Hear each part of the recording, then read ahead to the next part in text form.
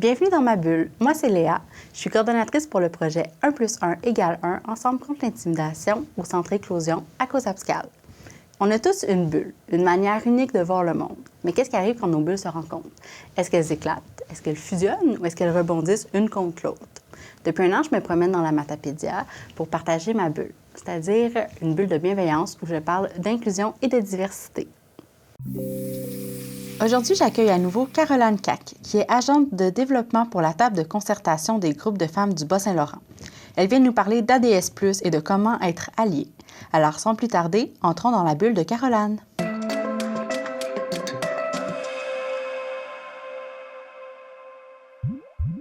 Rebonjour, Caroline. Salut, Léa. Merci encore d'être là. Je sais que c'est quelque chose que je vais dire souvent. Merci. Encore un plaisir d'être là. Ça n'a pas changé. Non, ça n'a pas changé. Merveilleux. Même principe, je te pose des petites questions en rafale pour apprendre à mieux te connaître. C'est parfait. On y va comme ça? Allons-y. Alors, est-ce que tu es plus ville ou campagne? Ouh là là. J'apprécie vraiment la qualité de vie de la campagne, mais je pense que je suis une personne de ville quand même. J'aime ça, être à proximité des choses, puis pouvoir utiliser aussi le vélo ou la marche des fois à travers. Oui, ça, c'est quelque chose que je réalise ici, mettons, là. Je marche vraiment moins qu'avant. Oui. Je fais pas de vélo non plus vraiment ici, alors qu'avant, je me déplaçais plus en vélo. Mais ça a des beaux avantages d'accès à la nature, en tout cas. Exactement, oui, je vais marcher autrement, mettons. Oui. Tout à fait. Est-ce que tu es plus café ou tisane? Café, quand même. Café, oui. Pas trop d'hésitation, là, Non, pas d'hésitation. C'est bon. Est-ce que tu es plus plage ou montagne? Montagne. Je pense que je suis plus une personne d'aller, monter une montagne. Je fais ça pas mal plus souvent qu'aller m'asseoir sur la plage. Ouais, je peux comprendre. Finalement. Es-tu plus chocolat ou vanille? Ah, chocolat. Oui, sans hésitation, chocolat. C'était senti. Très senti. Merveilleux. Bien, avec ça, est-ce que tu es prête à ce qu'on rentre dans ta bulle? Je suis prête à ce qu'on rentre dans ma bulle. Allons-y. Merveilleux. Une des raisons, en fait, là, pourquoi on t'a écrit, toi, l'organisme, la table de prime abord, c'est que j'ai des collègues qui vous ont vu faire une conférence sur l'ADS+. Moi, ma collègue, elle m'a dit ça, puis j'étais comme, j'ai aucune idée. Qu'est-ce que l'ADS+? Est-ce que tu peux nous expliquer? Qu'est-ce que l'ADS+? L'ADS+, c'est l'analyse différenciée selon les sexes. Et le plus réfère à aussi toutes les catégories de personnes, dans le fond, qui vivent d'autres oppressions supplémentaires. On peut penser à vivre avec un handicap, à être une personne racisée, à être une personne d'une minorité sexuelle et de genre. Donc, l'analyse différenciée selon les sexes, c'est une paire de lunettes qu'on met. La conférence qu'on a faite s'adressait principalement à des organismes ou à des personnes élues ou qui s'impliquent dans leur MRC, leur municipalité, puis qui doivent constamment mettre en place des services, des projets, des activités. Puis quand on parle de l'analyse différenciée selon les sexes, c'est de se demander, quand je suis en train d'organiser quelque chose, de poser un geste, est-ce que ce que je suis en train de faire est autant accessible pour un homme qu'une femme ou qu'une personne qui arrive avec un fauteuil roulant, une poussette, qui arrive avec peut-être une réalité qui peut faire que cette personne vit de la discrimination ou autre. Donc, quand on parle d'ADS+, c'est vraiment un cadre. J'ai pas de meilleure façon que de dire, c'est une paire de lunettes qu'on se met pour réfléchir des gestes, des paroles qu'on va poser pour se demander est-ce qu'on sert vraiment tout le monde? C'est super intéressant. J'aime ça. Puis, c'est quoi le lien, mettons, entre. Je pense que je peux deviner, là, mais j'aimerais que tu me le dises. Entre la table de concertation puis l'ADS. Qu'est-ce qui fait en sorte que vous en parlez en conférence? Oui. Dans le fond, quand, par exemple, je vais m'en aller un petit peu en politique, mais quand le gouvernement met en place, par exemple, un plan de lutte contre la pauvreté, il met de l'argent sur la table pour lutter contre la pauvreté. Nous, à la table de concertation, qu'est-ce qui nous intéresse, c'est de voir est-ce que les mesures qui sont mises en place soutiennent bien aussi les femmes? Est-ce qu'on a réfléchi en fonction que ça aide les femmes à sortir de la pauvreté plus particulièrement? Donc, par exemple, est-ce qu'il va y avoir des éléments qui vont considérer, je sais pas, l'accès pour les femmes immigrantes à la francisation? Ou est-ce qu'il y a des éléments qui viennent soutenir plus particulièrement les femmes qui sont précarisées? Puis là, le plus, c'est, justement, je parlais des autres couches qu'on peut vivre de défis, de marginalisation. Donc, pourquoi à la table, on a offert de la formation à ce sujet-là, qu'on serait complètement intéressé à continuer de le faire à l'avenir pour, dans n'importe quel cadre au Bas-Saint-Laurent, c'est de venir soutenir, dans le fond, nos communautés à réfléchir leurs actions puis leurs projets pour que ce soit un maximum de leur communauté qui en bénéficie puis qu'il n'y ait pas d'angle mort. En fait, c'est d'éviter les angles morts. Ça peut être aussi simple qu'avoir un langage qui est compréhensible pour les gens à qui on s'adresse aussi, dans une affiche. Est-ce que mon affiche, pour mon activité, quelqu'un qui regarde ça, faut-il un doctorat pour la comprendre ou je la comprends? Qui se sent concerné par ça? Donc, et là, je parle de ça. Ça, c'est des... Il y a l'analyse différenciée selon les sexes, puis après, bien, on peut penser à le niveau d'accès, de compréhension avec la scolarisation, par exemple. Donc, c'est comme toutes ces couches-là qui peuvent faire qu'on inclut ou qu'on exclut. Puis, ben nous, on veut soutenir à ce que dans le Bas-Saint-Laurent, on devienne de meilleur en meilleur à inclure. Puis, ben en ce moment, au Québec, on a des engagements, il y a des engagements politiques, puis dans des financements, les organismes, des fois, ils ont des obligations de poser des actions pour soutenir ça. Mais des fois, c'est dur de savoir comment s'y prendre. Fait qu'on est là pour soutenir les collectivités à y arriver. Ah, c'est vraiment cool. J'en avais jamais entendu parler, avant ma conversation avec ma collègue, justement. Puis, tu sais, tu parles de lunettes. J'aime ça, moi, l'image des lunettes, là. J'adore. Tu parles de lunettes, mais est-ce que, dans le fond, je pose la question parce que je ne sais vraiment pas, est-ce que c'est comme une feuille de route de, tu sais, comment faire, quel point regarder pour bien réussir? Ça ressemble-tu un peu à ça? Oui, on peut le voir comme ça. Bien, souvent, par exemple, un organisme, pour sa demande de subvention, ils vont demander quelles sont les actions que vous avez posées en lien avec l'ADS+. Mais l'idéal, c'est quand on pense à qu'est-ce qu'on va organiser, de se dire, OK, si je pense un petit peu à l'ADS+, si je pense à l'inclusion ou à l'accès, on peut nommer ça de plein de façons. Ça, c'est un peu le jargon ministériel. Ouais. Je m'attends pas à ce que je croise quelqu'un dans la rue à Amqouiac, aux Abscal, nomme-moi des municipalités ici, mais puis qu'on dise « Hey, puis, t'as-tu pensé à l'ADS+? » Non. Mais comme, tu sais, quand on pense à l'accessibilité, c'est ça. Puis des fois, il y a des choses auxquelles on pense plus pour l'accessibilité que d'autres. Quand on est en train de planifier, par exemple, on organiserait une activité à un centre communautaire où on planifie une réunion pour une association d'ornithologie. Les gens qui aiment aller observer les oiseaux, tu te fais une rencontre pour ton association. La salle que tu choisis, parce que sûrement tu n'as pas une salle pour ton association, là, on n'a pas l'argent quand on a une association pour avoir un bureau. Bon, la salle que je choisis, est-ce qu'elle est accessible? Tu sais, d'emblée, mettons, on va penser à l'accessibilité universelle. Puis quand il y a l'accessibilité universelle pour des fauteuils, mais ça veut dire qu'il l'a aussi pour des poussettes, par exemple, tu sais. Puis c'est d'essayer qu'à prime abord, les choses qu'on met permettent à tout le monde d'être sur un pied d'égalité d'accès. Puis peut-être qu'on n'a pas personne en ce moment dans nos membres qui ont un fauteuil roulant, qui n'ont pas besoin. Fait qu'on va des fois se dire c'est pas vraiment important.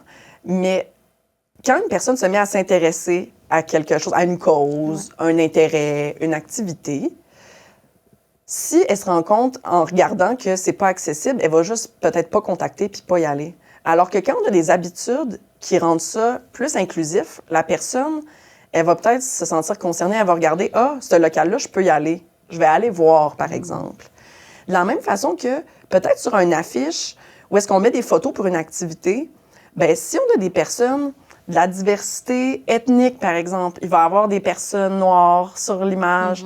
La personne va se dire, OK, ben j'ai rapport, là. OK? C'est là où est-ce que on veut que les gens sentent que c'est aussi leur place. Là, je vais plus loin dans des pratiques plus fines, disons, mais c'est à travers ce genre de situation-là, qu'est-ce qui fait que quand on regarde une activité, on se dit, ah, ça a rapport pour moi ou pas. Il y a des personnes qui vont se dire, hey, dans le fond, je suis trop vieux, trop vieille. C'est une gang de jeunes, ça. Ben, peut-être la gang de jeunes, s'ils pensent bien à l'inclusion, ils vont s'arranger pour envoyer un message que tout le monde est bienvenu, peu importe l'âge, peu importe d'où on vient. Peut-être qu'on va en profiter pour mettre des photos avec des gens qui ont une diversité d'âge, avec des retraités, ou on va envoyer des signaux d'ouverture, tu sais. Ça dépend à qui s'adresse notre activité. Ouais. Mais si on parle d'accessibilité au plus grand nombre, ben c'est à toutes ces choses-là qu'il faut penser. On ne peut pas être parfait, mais on peut développer les réflexes d'ajouter ça comme dans nos... c'est des nouvelles références, des nouveaux réflexes à se créer, là. J'aime tellement ça, ce que tu dis, là. On dirait quand tu as parlé justement de le fait de se reconnaître, et si on dit, ah, ben il n'y en a pas de personnes en fauteuil roulant qui viennent nous voir, c'est sûr que si on leur offre pas la chance de venir nous voir, Ils viendront jamais. Il n'y en aura pas. C'est un peu d'aller à l'avant, justement, pour leur laisser l'espace de le faire, en fait. Là. Puis là, je parle de personnes en fauteuil roulant, mais n'importe qui, en fait. Oui. Là. Je trouve ça vraiment et de visibiliser que ça va être accessible. Nous tenons on tient ça, c'est un local accessible pour tout le monde. Les mamans sont bienvenues. Les mamans sont bienvenues avec leurs enfants, par exemple. Il y a des contextes où est-ce que dans le passé, dans mes expériences politiques, il y avait énormément de femmes qui se sont impliquées dans ma campagne, mais on avait toujours un coin jeu. Dans mes campagnes électorales, il y avait un coin jeu. Puis j'avais jamais vu ça, là, autant de mamans qui viennent avec des poussettes, puis tout ça, pour s'impliquer politiquement. Souvent, ce sont des... Moi, j'avais tout le temps vu juste des groupes d'hommes, là, d'un certain âge, souvent en politique, c'est ça qu'on voit. Puis je me demandais, c'est quoi la recette? Pourquoi on est autant de femmes à le faire? Bien, ça crée comme des sentiments d'appartenance. Et si une maman se sent bien, elle va le dire à d'autres, puis elle vient avec son amie qui est maman, puis elle vient avec leurs enfants, tu sais. Mais il faut envoyer des signaux, puis ça se construit. Ça tombe pas du ciel. Donc, quand on se dit, ben ça marche pas, tel type de personnes, ils viennent jamais, sont occupés. Mais qu'est-ce qu'on offre pour que ces personnes-là soient là? Ouais. Donc, on n'a pas une obligation de réussite, mais c'est comme une obligation de moyens, d'essayer de mettre des choses en place. Oui, c'est ça. Si après, il n'y en a pas de personnes... Je garde l'idée du fauteuil roulant, là, c'est quand même un exemple plus simple, peut-être. Là. Oui. S'il n'y en a pas, finalement, de personnes qui viennent en fauteuil roulant, bien d'accord, c'est correct. Mais au moins, il y avait la chance de... Tu leur offrais cette chance-là. Je trouve ça vraiment... c'est important. J'aime ça, voir devant. Puis admettons que... Parce que là, c'est beaucoup entreprises, organismes. Puis admettons qu'on essaie de transférer... Là, je comprends là, que ces lunettes-là, c'est vraiment conçu là, pour justement plus ce qui est officiel et organisme. Mais si, admettons, on essaie de le transférer dans l'individuel, qu'est-ce qu'on pourrait prendre de l'ADS+, pour amener dans nos vies, mettons, pour être des bons alliés en tant qu'humains? Mettons, on va revenir vraiment à la base qui était l'ADS, l'analyse différenciée selon les sexes. Bien, admettons, là, pour être un bon allié, on peut peut-être... L'exemple qui me vient, c'est, je sais pas, t'es un homme, puis là, autour de toi, t'as des personnes, soit des femmes ou des personnes de la diversité sexuelle et de genre, puis vous voulez aller, je sais pas, dans un lieu public ou se rendre à tel endroit, de penser à se demander, est-ce que la personne avec qui je suis, elle se sent en sécurité dans ce type de lieu-là? Ou mettons, tu sais, marcher seul le soir tard pour rentrer, penser au fait que peut-être l'autre personne, elle vit des défis différents des miens. C'est comme un angle mort. Mettons, si moi, comme homme, peut-être, j'ai pas le réflexe d'avoir peur le soir. Puis là, de faire comme, OK, toi, après notre réunion, là, je sais pas, je pense à tout le temps des liens un peu collectifs, mais ou comme, après qu'on se soit vu ce soir, tu dois rentrer chez toi.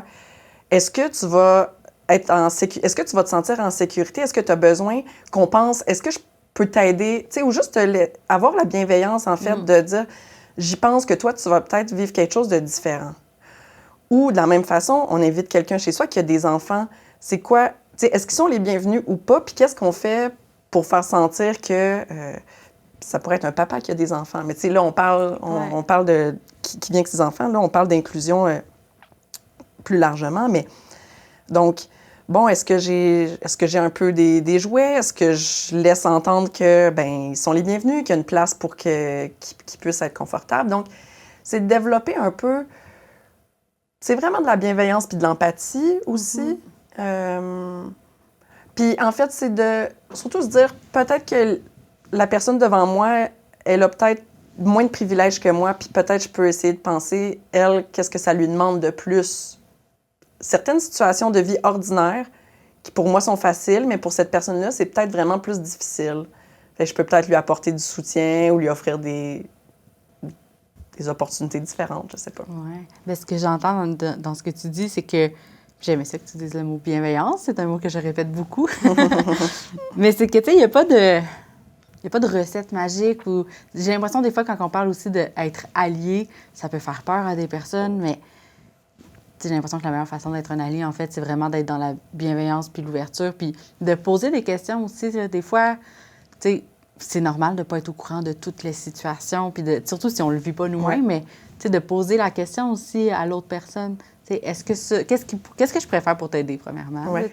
Qu'est-ce qui serait facilitant pour toi? Puis si on prend l'exemple des parents qui viennent avec leurs enfants, mettons, ou une maman ou un papa, hey, je t'invite chez moi, puis ça se peut là, que tu n'aies pas une salle de jeu chez toi, puis c'est correct aussi, mais qu'est-ce que j'ai vraiment envie que tu sois là, puis que tes enfants soient là aussi. Qu'est-ce que je pourrais faire? Juste de poser les questions, je pense. C'est vraiment une belle clé que tu apportes là.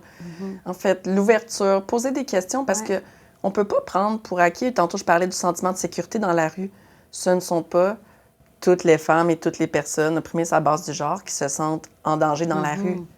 Mais il y en a clairement une plus grande quantité que d'hommes, je crois bien, hétéros, tu sais. Puis c'est pas une affaire de faire porter quoi que ce soit à personne. C'est juste comme de reconnaître ces réalités-là. Fait que, bien, posons des questions, intéressons-nous. Puis après ça, on peut pas présumer c'est quoi les besoins de l'autre. Puis peut-être qu'elle en a beaucoup, peut-être qu'elle en a pas du tout. Mais c'est de poser des questions puis d'avoir l'intérêt à prendre soin, à contribuer à ça. Ouais, je trouve ça super beau. Puis tu sais, c'est super beau, puis ça n'a tellement pas besoin d'être compliqué aussi, là. Tu sais, c'est vraiment juste... C'est juste dans la façon d'être, en fait. Là. C'est vraiment ça, là. Puis il y a plein de personnes qui portent l'ADS+, sans savoir c'est quoi l'ADS+. Tu sais, c'est... Puis je m'attends pas à ce que les personnes maîtrisent l'explication de cet acronyme-là. On n'a pas besoin, dans le fond, c'est comment on a envie de prendre soin pour que tout le monde soit le bienvenu, pour de vrai, tu sais. Comment on est prêt, pas juste le lancer l'intention, tout le monde est le bienvenu. Qu'est-ce que tu fais pour que tout le monde soit le bienvenu? Oui, que ce soit chez toi, que ce soit dans la conversation que tu es en train de mener. Hein? Parce que juste une conversation, ça peut prendre soin que tout le monde se sente à l'aise, mais ça peut aussi vraiment faire sentir des personnes qui sont pas à leur place. Fait que ça, c'est très individuel. Comment je m'exprime? C'est quoi mes angles morts? Oui. Super intéressant. Je suis vraiment contente. Pour conclure, dernière question, en fait. On garde notre thématique de bulle. Ça serait quoi un conseil, une suggestion, peu importe, quelque chose que tu dirais à une personne pour l'inspirer à sortir de sa bulle? Plus ça a super rapport, je trouve, avec notre sujet. Mais... OK, j'ai envie de nous inviter, puis je le lance aussi pour moi, là, de temps en temps, d'aller dans peut-être un lieu, une activité ou un groupe dans lequel on se sent un peu moins dans notre zone de confort. Bien, si on est en mesure de le faire. Hein. Des fois, on est constamment pas dans notre... Tu sais, des fois, la vie est aride, puis c'est dur déjà vivre socialement. Je veux pas rajouter des défis à tout le monde inutilement. Mais, mettons qu'on veut comprendre un peu plus loin l'inclusion. Tu sais, moi, là, comme je suis une personne blanche, puis quand je me trouve dans un groupe de personnes racisées, je me sens pas à ma place, puis je ne sais pas les codes de communication. Puis ça me fait sentir... Je me sens pas bien. Mais le reste de la vie, là, moi, je suis dans la communauté majoritaire. Je suis avec des personnes blanches, je suis en sécurité, puis ces personnes-là, racisées, migrantes, sont tout le temps dans l'inverse, dans le déséquilibre.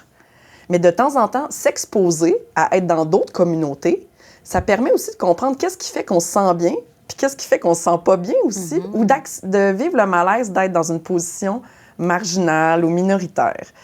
Puis c'est vraiment juste, c'est un élan dans mon cœur là, que je lance là, que je trouve que c'est comme c'est des expériences humaines qui nous permettent aussi de grandir puis d'aller à la rencontre de l'autre. Mais ça demande de l'humilité puis d'accepter qu'on ne saura peut-être pas comment faire. On ne sait pas comment parler des fois aux gens ou des gens, de leur réalité. Tu sais, on dit on ne veut pas faire des faux pas, mais prenons des risques. Tu sais, quand on y va avec le cœur, en général, les risques, tu sais, comme ça se passe bien. Tu sais, faut être curieux puis prendre soin puis ça va bien aller. Tu sais. Ah, c'est merveilleux. Je rajouterais juste pour finir, quand tu dis de prendre des risques, mais il y a aussi que quand tu le fais, j'ai l'impression que quand tu le fais puis ça vient vraiment du cœur, ça se peut que tu fasses des faux pas, mais après, tu t'excuses, puis c'est pas grave. Ouais, c'est ça. C'est pas grave parce qu'on va avoir appris après, tu sais, tout le monde, puis c'est là qu'on avance. Puis on grandit aussi quand on s'excuse, là, en fait, là, tu sais. Vraiment. C'est important de le faire, là, Oui. puis c'est qu'on prend conscience, puis on prend action sur les torts qu'on a peut-être pu causer. Ben oui. Puis on grandit tous de même. Je trouve ça magnifique. Merci encore une fois. Je t'ai dit, j'étais pour te le redire. Ça fait vraiment plaisir. Pour ton partage. Ça fait plaisir, Léa. Merci pour l'invitation. Merci, Caroline, pour ton partage. Ce que je retiens de ton témoignage, c'est vraiment que pour être allié, en fait, c'est d'abord et avant tout une question de bienveillance. Il ne suffit pas d'être spécialiste en quoi que ce soit, mais seulement d'avoir l'ouverture de vouloir apprendre sur l'autre. Si tu as aimé ce que tu as entendu, je t'invite à partager notre podcast et on se revoit dans un autre épisode de La Bulle à Léa. Le balado Dans la Bulle à Léa est une initiative du Centre Éclosion. Animation Léa Brocart. Invité Caroline Cac. Régie et prise de son Francis Pelletier. Montage Carl Blanchette. Idée originale Édith Tardy-Paulin. Réalisation TVC de la Matapédia. Production Centre Éclosion. Ce projet a été réalisé grâce au soutien financier du gouvernement du Québec.